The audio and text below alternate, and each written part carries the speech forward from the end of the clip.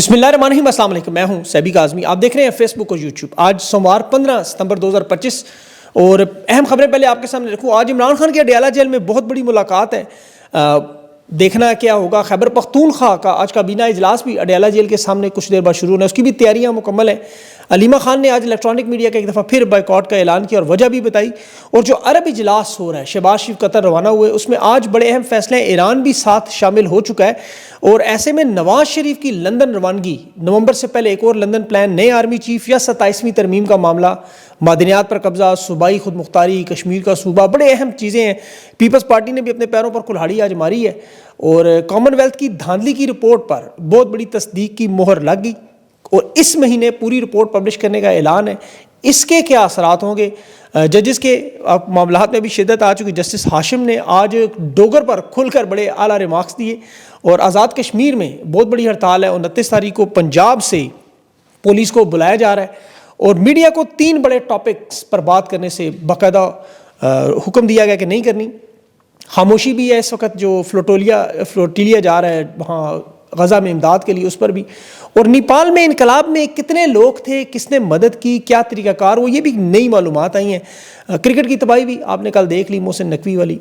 सारी इन चीज़ों पर तफसील से बात करते हैं। सबसे अलीमा खान की जो मेन स्ट्रीम मीडिया से इनकार, उन्होंने बता दिया कि ये प्लांटेड लोग जो आते हैं बदतमीज़ी के लिए, जब तक इन्हें नहीं रोका जाएगा मेन स्ट्रीम मीडिया का मुकम्मल तौर पर उन्होंने बाइकआउट कर दिया। जस्टिस डोगर के बारे में आज उन्होंने ये बयान दिया कि अलकादिर ट्रस्ट में चूँकि उसकी नौकरी पक्की हुई है, वो केस इसीलिए नहीं सुन रहा। जो 6 महीने पहले इमरान खान की ज़मानत हो जानी थी, उसे शाहरुख अर्जमंद और जस्टिस डोगर आपस में कलीमुल्लाह और सलीमुल्लाह वाला मामला खेल रहे हैं, समीउल्लाह वाला। और अडयाला जेल के बाहर आज तहरीक इंसाफ खैबर पख्तूनख्वा काबीना का इजलास है। सबसे बड़ा मामला लेकिन अली अमीन गंडापुर की जो इमरान खान से मुलाकात है, वो शायद अगले व्लॉग में मामला जाएगा। इसका पस मंज़र मैं आपको सारा बताता हूँ कि हालात इस वक्त जा कहाँ रहे हैं। बड़ी इंटरेस्टिंग मामलात हैं।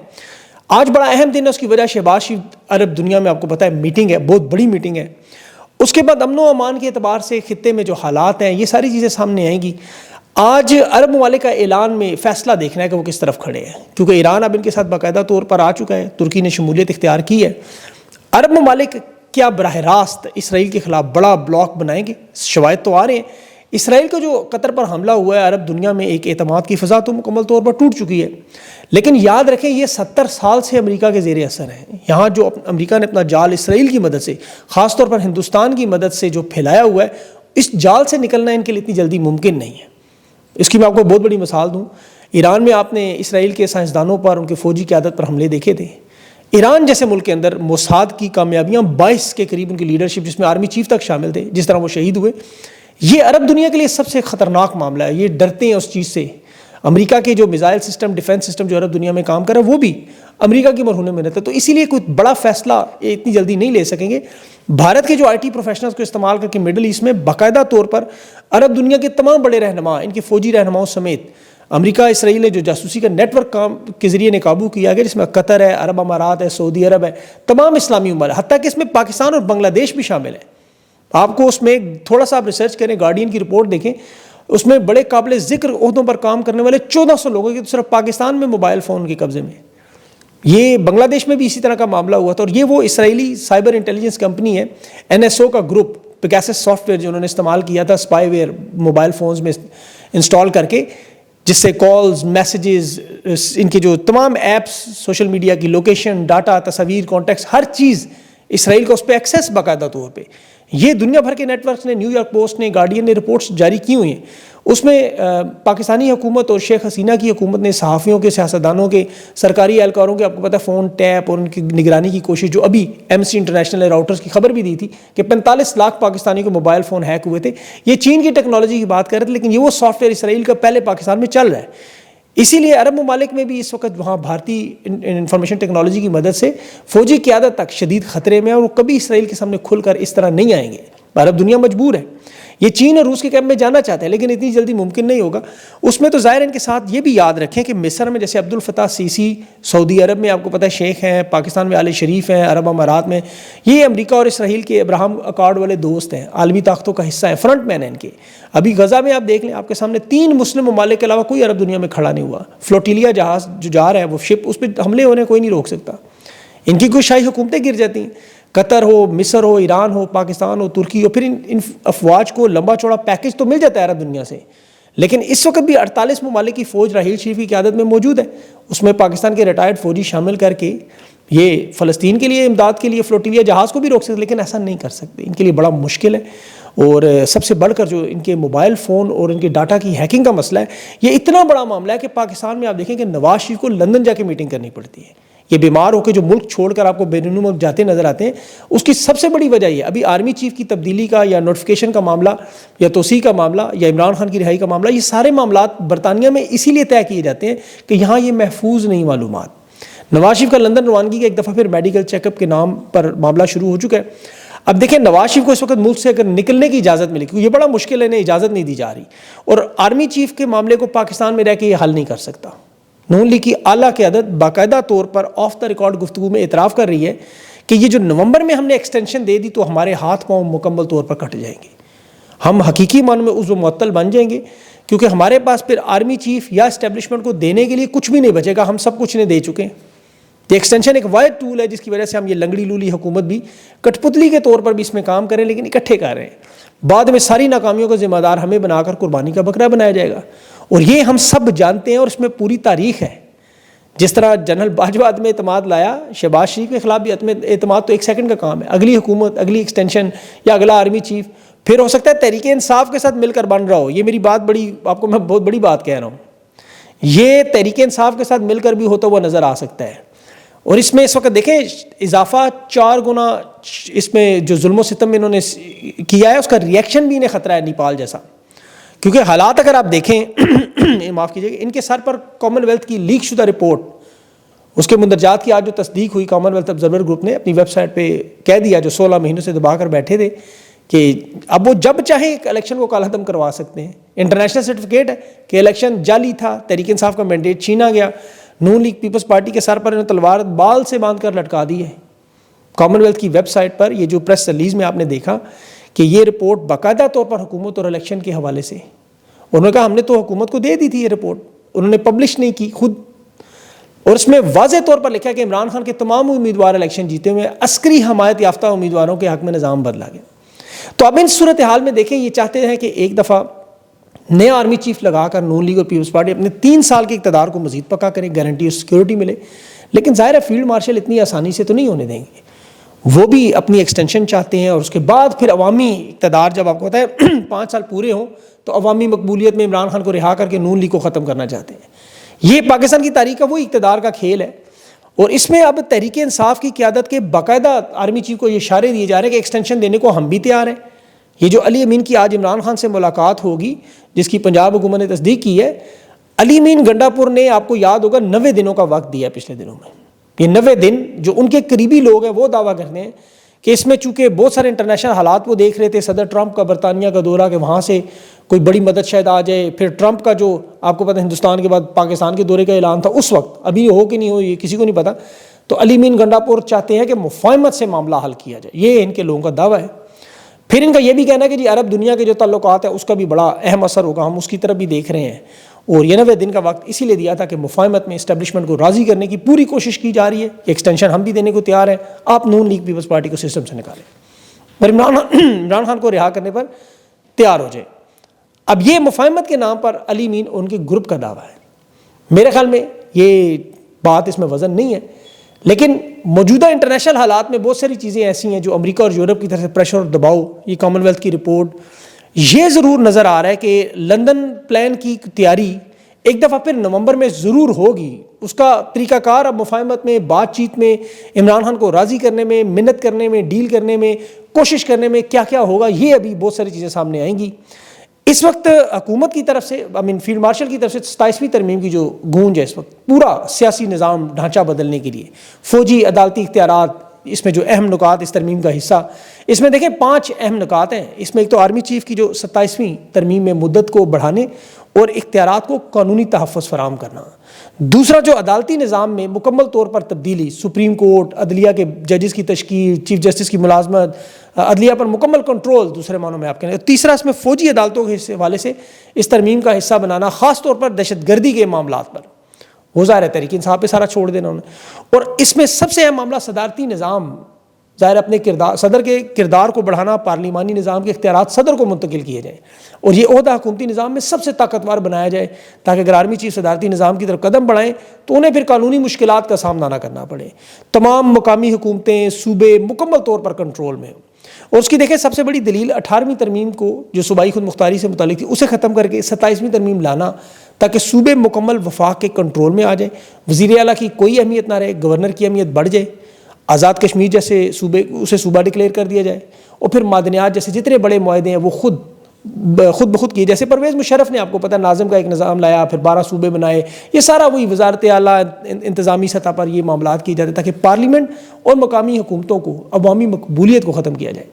اور نون لیگ پیپلز پارٹی ویسے ہی عضو معطل بنے ہوئے، خاص طور پر سندھ میں ان کی آپ کو پتہ ہے اہمیت، پنجاب میں تو یہ بالکل فارغ ہے۔ اس ترمیم کے بعد آرمی چیف کی مدت ملازمت کا نوٹیفیکیشن ہونے کے بعد نون لیگ اور پیپلز پارٹی سیاسی عمل سے بالکل فارغ ہو جائیں گے، اور یہ بات نواز شریف اور زرداری دونوں جانتے ہیں۔ ان کے سامنے ماضی میں دیکھیں 1990 میں کیا ہوا تھا، جب بے نظیر بھٹو کی حکومت گرائی گئی، پیپلز پارٹی کے خلاف اسی طرح مقدمات بنے، اور ایک اتنا پریشر تھا کہ محترمہ بے نظیر بھٹو ایک دفعہ رو پڑی تھی۔ پھر ایک آڈیو لیک اچانک ملک یوں کر شہباز شریف کے سامنے آئی، وہ تمام مقدمات رکے۔ اب نواز شریف یہ جانتا ہے بڑی اچھی طرح، آپ کو صدر اسحاق نے بھی جب وہ سالانہ خطاب کیا تھا تو نون لیگ کے لوگ بڑے مزے سے، جس طرح آج مزے لینے، اس وقت یہی کہہ رہے تھے۔ پھر جو ہوا وہ بھی آپ کو پتہ ہے، ڈان لیکس کا معاملہ ہو یا پاناما کے پیپرز ہوں، اور پھر جنرل راحیل شریف کی آپ کو پتہ ہے فیلڈ مارشل کے عہدے پر سائڈ پہ کر کے پاناما کے دنوں میں باجوہ کو لایا گیا، اور آج جنرل باجوہ کہہ رہے ہیں میرے پر کوئی احسان نہیں کیا۔ جنرل اشفاق ندیم جو چکوال سے تھا اسے بھی آرمی چیف بنا سکتے، کیوں نہیں بنایا؟ میرے اوپر کوئی احسان نہیں ہے نواز شریف کا۔ تو آج نواز شریف کو یہ اندازہ ہے کہ یہ معاملات جب بدلتے ہیں تو پھر بڑی تیزی سے پیروں تلے قالین کھینچا جاتا ہے، اور یہ اس نظام پر ضرور قابض ہے، انہیں پتہ ہے عوامی سطح پر، لیکن ان کی کارکردگی بھی صفر ہے، اور آئندہ آنے والی سیاست میں کیونکہ ہر دفعہ تو انہیں ایسا آرمی چیف نہیں مل سکتا، تو آئندہ آنے والی سیاست بھی فارغ ہے۔ ماضی میں تو یہ اقتدار ایک دوسرے میں بانٹتے بہت دیر ہو چکی ہے، کیونکہ پاکستان کا جو نوجوان ہے وہ سوشل میڈیا سے وہ شعور حاصل کر چکا ہے۔ اب مستقبل میں ان کی باریاں آنا ممکن نہیں ہے، جو طاقت، ظلم اور فسطائیت پہ یہ نظام بنایا گیا یہ ہر دور میں تو نہیں بن سکتا۔ اس کی دیکھیں سب سے بڑی مثال بنگلہ دیش میں شیخ حسینہ 15 سال بعد اقتدار میں کس طرح اس کا صفایا کی ہو گیا۔ نیپال میں 2008 سے اسی طرح دونوں پارٹیاں آپس میں اقتدار بانٹتی تھیں، آج ان کا مکمل صفایا ہو چکا ہے، اور سوشل میڈیا اتنی بڑی طاقت بن کے سامنے آیا کہ خود نون لیگ اور پیپلز پارٹی اور اسٹیبلشمنٹ جانتی ہے کہ ایسا ہی کوئی معاملہ نیپال کے انقلاب والا ہو سکتا ہے، خود ابھی مان رہے ہیں۔ اب یہ ظاہر ہے ان کا معاملہ کامیاب اس وجہ سے، پھر ابھی دیکھیں سوشل میڈیا پہ یہ کامیاب کیوں نہیں ہو سکے، انہوں نے سوشل میڈیا پہ تصاویر، ویڈیوز جو لگائی ہیں وہ نفرت کا معاملہ بن رہی ہیں۔ ایوب خان سے لے کے نواز شریف کے 2018 تک دیکھ لیں، یہ تصویریں ویڈیوز کام کرتی تھیں، یہ بیانیاں اب سوشل میڈیا کی وجہ سے کامیاب نہیں ہو سکتا۔ ان کی روزانہ سوشل میڈیا پہ جو واردات ہے وہ 2 منٹ میں پکڑی جاتی ہے، چاہے مریم نواز کی تصاویر ہوں، ابھی وہ دیکھیں وہ نوسرباز امی جی کہتے پکڑا گیا، کشتیوں کے اندر میک اپ کیے ہوئے عوام کو ماموں بنانے والے جعلی کیمپ پکڑے گئے، آج وہ کوارڈ کیپٹر سے 30 کلو جسے وزن نہیں اٹھایا جاتا وہ پکڑے گئے۔ تو اس میں سب سے جو منفرد چیز اور بھی نظر آئی سوشل میڈیا پہ کہ وہاں نیپال میں آپ دیکھیں کہ آن لائن پول کے ذریعے دنیا کی جمہوری تاریخ میں 1,60,000 نوجوان 3 کروڑ نیپالیوں کی قسمت کا فیصلہ کر رہے ہیں آن لائن۔ اب سمجھ سکتے ہیں 1,60,000 ٹوٹل نوجوان نکلے جنہوں نے انقلاب برپا کیا ہے۔ اب یہی 1,60,000 جو ہے وہ 2008 سے 16 سال سے ان جماعتوں کو جو 14 مرتبہ حکومت میں آئی انہیں فارغ کر چکے ہیں، 72 ہلاکتیں دینے کے بعد انہوں نے نظام اکھاڑ کے پھینک دیا، اور یہ سارا بھی دیکھیں ورچوئل پول میں وہ وزیر اعظم بنا رہے ہیں، اور کس پہ؟ مفت ایک میسنجنگ ایپ ڈسکارڈ جسے گیمرز استعمال کرتے ہیں، اس میں وہ 73 سالہ چیف جسٹس کو عبوری وزیر اعظم نے بنایا۔ اب وہاں نیپال میں ایک اور چیز بھی، 10,000 سے زیادہ اوورسیز نیپالی بھی اس انقلاب میں شامل تھے جنہوں نے بڑی مدد کی۔ یہ تو پابندی آخری چنگاری تھی، یہاں پہ بھی آخری چنگاری کسی وقت لگ سکتی ہے۔ اور پھر اس کے بعد جرنیلوں کے پارلیمنٹ کے ان کے گھروں میں جو ہوا وہ آپ جانتے ہیں، وہ ویڈیوز تو اتنی خطرناک دیکھی نہیں جا سکتی۔ تو اس موجودہ حالات میں جس طرح پاکستان میں جو کوشش کی جا رہی ہے، دیکھیں یہ ایک پروپیگنڈے کے طور پر اس ساری کوشش کو روکنے کی، نیپال میں بھی انہوں نے فوج نے ایسی کوشش کی، انہوں نے ایسے ویڈیوز دکھائی ان کے نوجوان رہنماؤں کی، جی ساڈی گل ہو گئی ہے بادشاہ کے ساتھ، وزیر خارجہ کے ساتھ، سوشل میڈیا پہ ان کی فوج کے جو آفیشیل یوتھ موومنٹ کا نیپالی فوج کے افسران حصہ بنتے رہے 2 نمبری طریقے سے، وہ پکڑے گئے سارے۔ اب یہاں پاکستان میں مشن نور جسے حق و باطل کا مارکا قرار دیا جا رہا ہے، اس کے اعلان کی دیر ہے اور عوام حکومت کی چیخیں شروع ہو گئی۔ آپ دیکھیں نون لیگ کے رہنما، پیپلز پارٹی کے رہنما، عسکری، صحافی مشن نور پر اعتراض کیا کر رہے ہیں کہ یہ حق و باطل کا مارکا کیوں کہتے ہیں، اذان تو کفار کے خلاف دی جاتی ہے۔ تو میرے خیال میں انہیں اندازہ نہیں ہے کہ لوگ انہیں کفار نہیں سمجھتے، لوگ انہیں منافقین سمجھتے ہیں جو کافروں سے بدتر ہیں، کیونکہ یہ ظالم بھی ہیں اور فاسق بھی ہیں. 3 سالوں میں جو پاکستانیوں پر ظلم و ستم ہوا وہ عوامی لیگ پہ ہوا تھا مشرقی پاکستان میں، لیکن وہ ایک ملک الگ کر گئے، یعنی آپ کہہ لیں انہوں نے کفارہ لے لیا. پاکستان کے لوگ تو اس ملک کو جوڑنا چاہتے ہیں، اس ملک کو جوڑتے ہوئے اس ظلم کو برداشت کر رہے ہیں. اب ان کے پاس کون سی ایسی آپشن ہے جو انہوں نے چھوڑی ہے؟ یا تو پھر یہ نیپال کے لوگوں کی طرح 1,80,000 نوجوان اکٹھے ہو جائیں اور نیپال والا معاملہ کر دیں، جس کی پرامن ظاہر ہے کوئی بندہ بھی تائید نہیں کرتا، پرامن انداز میں تحریک چلنی چاہیے. لیکن اذان سے معاملہ یہ اتمام حجت ہے، یہ وارننگ ہے. پاکستان کا نوجوان اس وقت انہیں سمجھانے کی کوشش کر رہے ہیں کہ مشن نور ایک وارننگ ہے. اس ملک کو بچانے کے لیے حالات نیپال کی طرح سڑکوں پر نہ پہنچیں کہ پورا نظام جڑ سے اکھڑ جائے. جیسے زلزلے سے پہلے، سیلاب سے پہلے، سونامی سے پہلے الارم بجتا ہے، یہ اذان ایک الارم ہے کہ ہم اللہ کو پکار رہے ہیں، ہم حل چاہتے ہیں، انصاف چاہتے ہیں، جمہوریت چاہتے ہیں. معاملہ ہمارے ہاتھ میں نہ دو، پھر یہ ہمارے ہاتھ سے بھی نکل جائے گا. اور یہ بات عمران خان بھی نہیں سمجھاتا ہے. اللہ کرے نا اس بات کی سمجھ آ جائے کہ آپ کو پتہ ہے پھر انقلاب کی تو بہت ساری پھر اقسام ہوتی ہیں. پاکستان میں تو ظاہر انقلاب جب بھی پہلے آئے وہ امریکہ کی مدد سے آئے یا فوج کی مدد سے آئے، لیکن اب جو حالات بن رہے ہیں یقین انقلاب عاموں کی پیٹیوں سے ہوتا ہوا نوجوانوں کے ہاتھ میں نہ چلا جائے. اس وقت تو دیکھیں سوشل میڈیا کو اس وقت یہ پورا دوبارہ کنٹرول کرنے کے لیے میڈیا کے لیے پوری کوشش کر رہے ہیں. میڈیا پہ ان کے مکمل احکامات جو جاری ہوئے ہیں، ایک تو کامن ویلتھ کی رپورٹ کو کسی سے پہ بات نہیں کرنا، کوئی اس پہ ٹی وی شوز نہیں کرنے، کوئی ایڈیٹوریل اس پہ کالم نہیں لکھنے، نیپال کے انقلاب کے بالکل چھپانا ہے اس کو، اور مشن نور پہ تو کوئی ڈسکشن کرنی ہی نہیں، اچھی یا بری. یہ ان کے صحافیوں کو کہا گیا کہ آپ نے کوئی بات، پھر بھی ان کے کچھ صحافی رکے نہیں. وہ آپ کو پتا سوشل میڈیا پہ انہوں نے بات کر دی.